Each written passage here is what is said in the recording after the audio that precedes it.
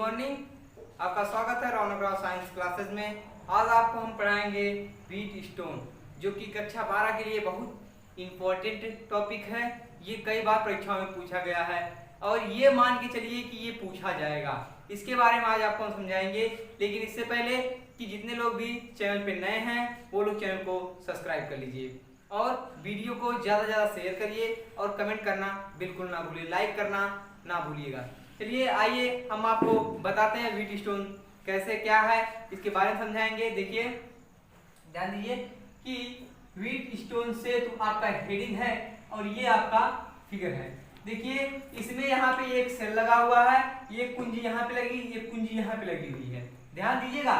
और जो सेल के माध्यम से जो क्या जा रही है, आपकी धारा क्या दिया आई, इसमें बह रही है, ये धारा जो बह रही है। लेकिन जैसे ही वह इस परिपथ में जाता है तो वो धारा I2 के रूप में बदल चुकी। ये कई जगह जा रही है, देखिए इधर से भी धारा जा रही है और इधर से भी धारा आ रही है, ठीक है। तो क्या है कि इसमें एक व्हीट स्टोन सेट जो है एक आयताकार परिपथ है। क्या देखिए इसमें प्रतिरोध कितने लगे, एक प्रतिरोध, दो प्रतिरोध, तीन प्रतिरोध, चार प्रतिरोध। लेकिन इसका नाम हम जब लगाते थे उधर तो हर जगह R1 R2 कर देते थे, लेकिन इसमें इसका नाम अलग रखा गया है। तो व्हीट स्टोन जो एक वैज्ञानिक का नाम है, जो कि वो इंग्लैंड से बिलोंग करते हैं, इंग्लैंड से संबंध रखते थे। चलिए देखिए कि आपका क्या है, एक आयताकार परिपथ है ABCD, जिसमें प्रतिरोध R P Q S लगाया गया है और पूरे परिपथ में एक सेल लगा हुआ है और परिपथ में दो कुंजी लगी हुई है, एक K1 कुंजी, एक K2। और ये जो जी दिख रहा है आपको, इसको कहते हैं गैल्वेनोमीटर, जो एक धारा मापी यंत्र होता है। जो जी है यहाँ पे, ये आपका गैल्वेनोमीटर है, जो एक धारा मापी यंत्र होता है। आइए आपकी थ्योरी के बारे में देख लेते हैं। इसी के बारे में जो ये लगा है आपका, ये परिपथ जो बना है, उसी के बारे में हम चर्चा करेंगे। देखिए क्या है, इंग्लैंड के वैज्ञानिक क्या है, मैंने बताना आपको, जो व्हीट स्टोन से थे वो कहां से बिलोंग करते थे भैया, वो बिलोंग करते थे इंग्लैंड से। इंग्लैंड के वैज्ञानिक व्हीट स्टोन ने प्रतिरोध के संयोजन की एक विशेष अवस्था को अतिसार किया, यानी कि अतिसार मतलब एक विशेष अवस्था को प्रतिपादित किया, यानी कि दिया। क्या है कि जो इंग्लैंड के वैज्ञानिक व्हीट स्टोन ने प्रतिरोधों का संयोजन के लिए एक विशेष अवस्था का अतिसार किया, एक विशेष अवस्था का प्रतिरोध प्रतिपादित किया, जिसे व्हीट स्टोन सेतु कहते हैं। यानी कि वो जो वैज्ञानिक थे वो अपने नाम के ही, अपने नाम से ही वो यंत्र जो बनाए, तो उससे अपना ही नाम दे दिया, जिसे हम क्या कहते हैं, व्हीट स्टोन सेतु कहते हैं।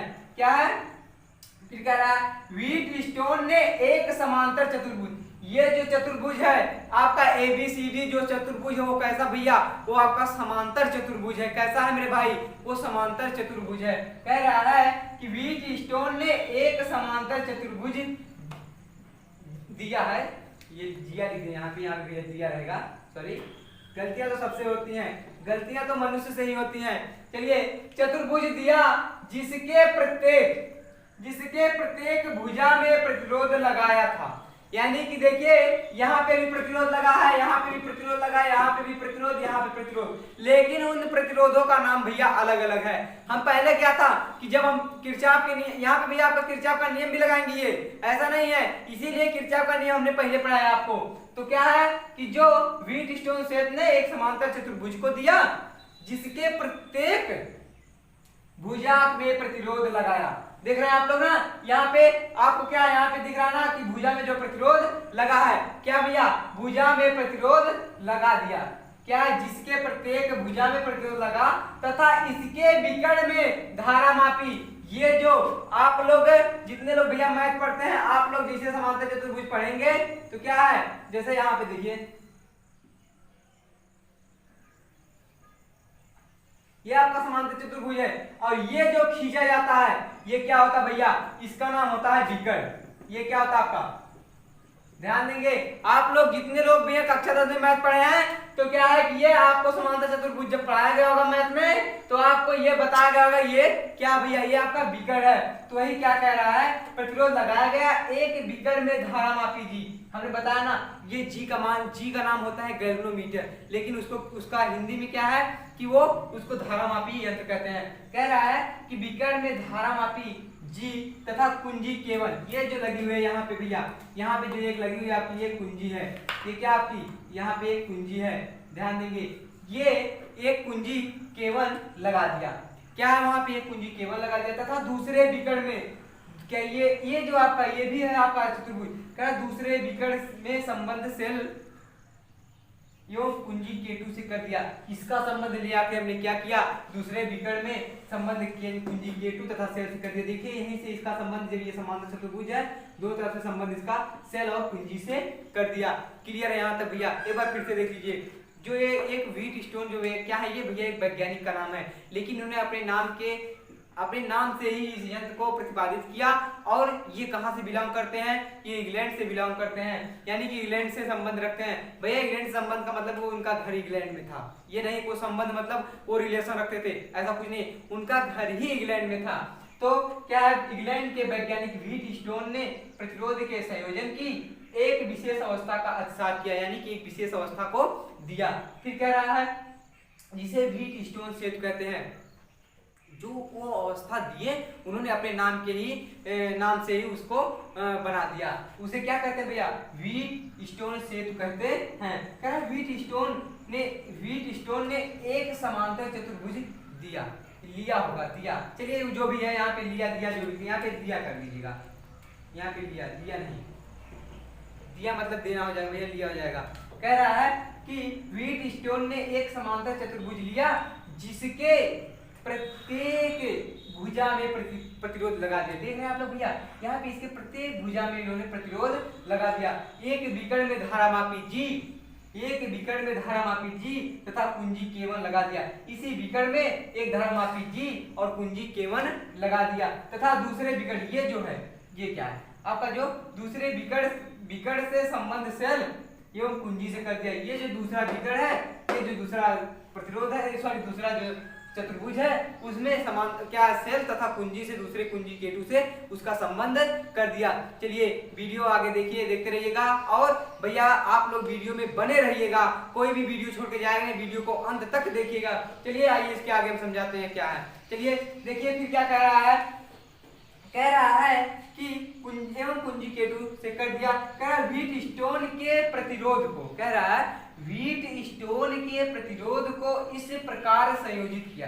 कह रहा है व्हीट स्टोन के प्रतिरोध को इस प्रकार संयोजित किया कि बीकर BA में लगे धारामापी का बोर्ड विक्षेप नहीं होता। जो कह रहा है कि जो ये धारामापी BA में लगा बोर्ड को विक्षेपित नहीं करता, विक्षेपित मतलब अलग नहीं करता है, ठीक है भैया। वही कह रहा है कि जो व्हीट स्टोन सेतु प्रतिरोध को इस प्रकार संयोजित किया कि बीकर BA में लगे धारामापी का बोर्ड विक्षेपित नहीं होता, यानी कि जो ये लगा आपका बीकर, उसमें जो धारामापी है लगा है वो विक्षेपित नहीं करता, वो अलग नहीं करता है, नहीं होता है। फिर कह रहा है AB में धारा बराबर, कह रहा है AB में धारा बराबर किसमें, BC में धारा, AB में धारा जितनी AB में धारा बह रही भैया उतने BC में भी धारा बह रही है। AB में धारा बराबर BC में धारा। फिर क्या कह रहा है कि AD में धारा बराबर DC में धारा, AD में धारा बराबर DC में धारा, कह रहा है कि AD में धारा बराबर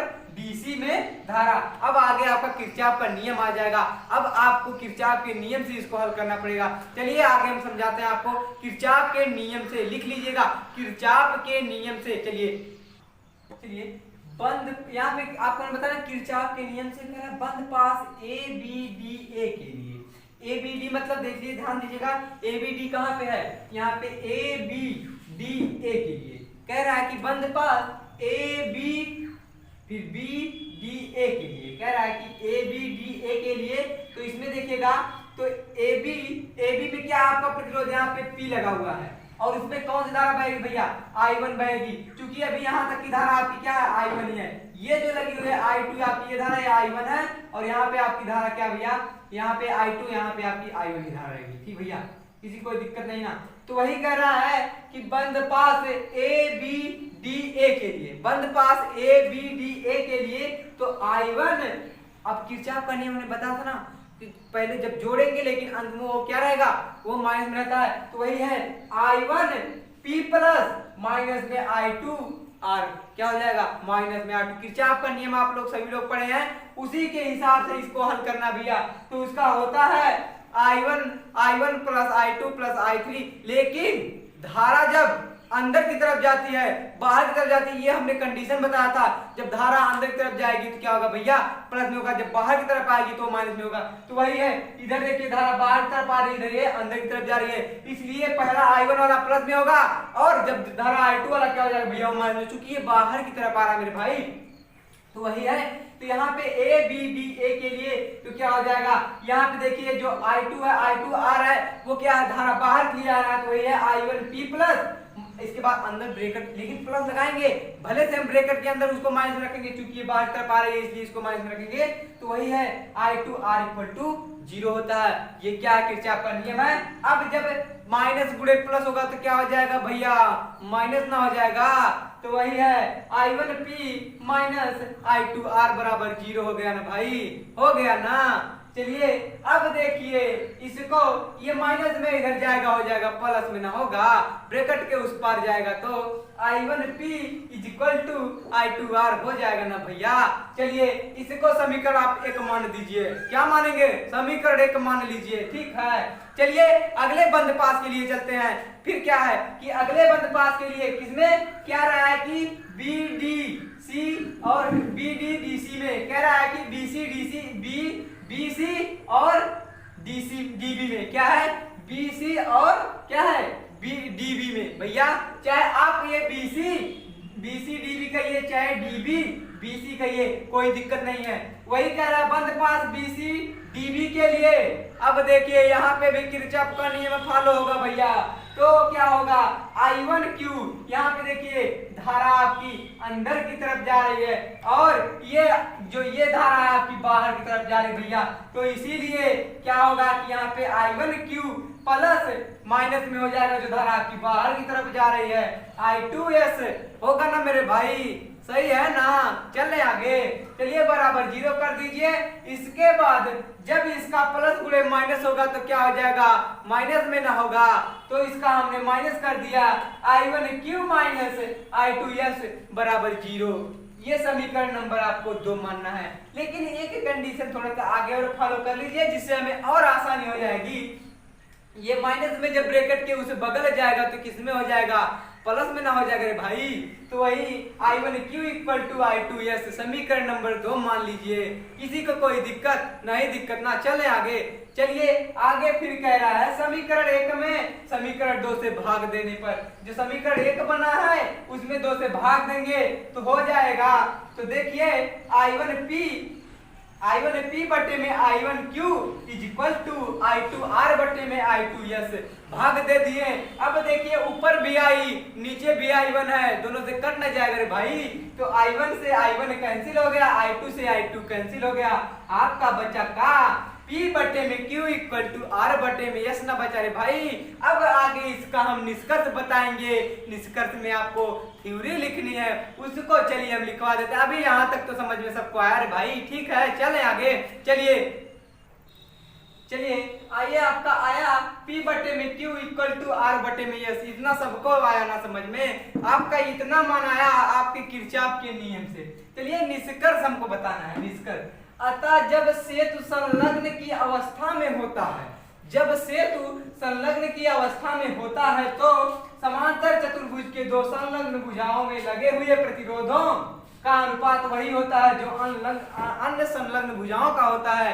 क्या होता है कि वही कह रहा है कि अतः जब सेतु संलग्न की अवस्था में होता है तो समांतर चतुर्भुज के 2 संलग्न भुजाओं में लगे हुए प्रतिरोधों का अनुपात वही होता है जो अन्य भुजाओं का होता है। यानी कि समांतर चतुर्भुज में जो प्रतिरोध 2 अलग भुजाओं में लगा होगा उसके संलग्न वही भुजाओं का प्रतिरोध उस संलग्न भुजाओं में होगा। जितना प्रतिरोध उसमें होगा उतना प्रतिरोध उसमें भी होगा।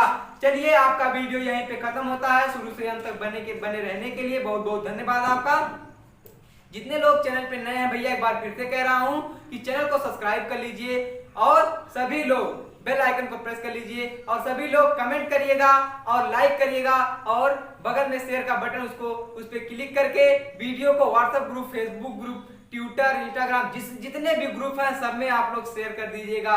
और आप लोग का बहुत बहुत धन्यवाद। मिलते हैं आपसे अगले वीडियो में, तब तक के लिए जय हिंद।